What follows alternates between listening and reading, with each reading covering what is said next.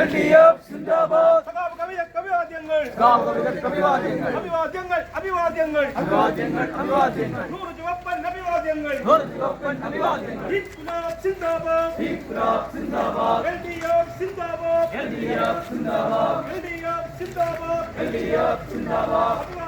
അഭിവാദ്യങ്ങൾ. 100 ചുവപ്പൻ അഭിവാദ്യങ്ങൾ.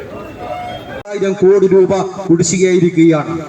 അതുപയോഗിച്ച് വേണം ഈ കേരളത്തിൽ വികസന പ്രവർത്തനങ്ങൾ നടപ്പിലാക്കാൻ, ക്ഷേമ പ്രവർത്തനങ്ങൾ നടപ്പിലാക്കാൻ. പക്ഷെ കേന്ദ്ര സർക്കാർ നമുക്ക് തരേണ്ട പണം രാഷ്ട്രീയമായ വിവേചനത്തിന്റെ ഭാഗമായി നമുക്ക് തരാതിരിക്കുകയാണ്. അതിന്റെ ഭാഗമായി ചില ഗഡുക്കൾ കുടിശ്ശികയായി പോയി. അങ്ങനെ കുടിശ്ശികയായി പോയപ്പോഴാണ് മറിയക്കുട്ടി ചേട്ടത്തി ചട്ടിയെടുത്തതും. ആ ചട്ടിയെടുത്ത മറിയക്കുട്ടി ചേട്ടത്തിക്ക് ഉൾപ്പെടെ ഇപ്പൊ 3600 വാങ്ങാൻ വേണ്ടി കഴിഞ്ഞു അല്ലേ? ആ 1600 ചേർത്ത് 3600 കഴിഞ്ഞ തവണ നമ്മൾ സംസാരിക്കുമ്പോൾ എന്നല്ലാതെ ഏതെങ്കിലും കർഷക തൊഴിലാളിക്കോ ഏതെങ്കിലും മനുഷ്യോ ചിന്തിക്കാൻ വേണ്ടി കഴിയോ?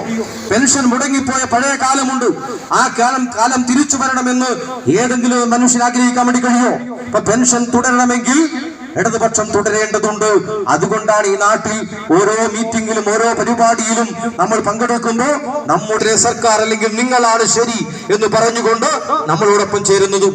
നിങ്ങൾ നോക്ക്, വലിയ വികസനം ആഗ്രഹിക്കുന്ന ആളുകളല്ലേ നമ്മൾ കേരളത്തിൽ.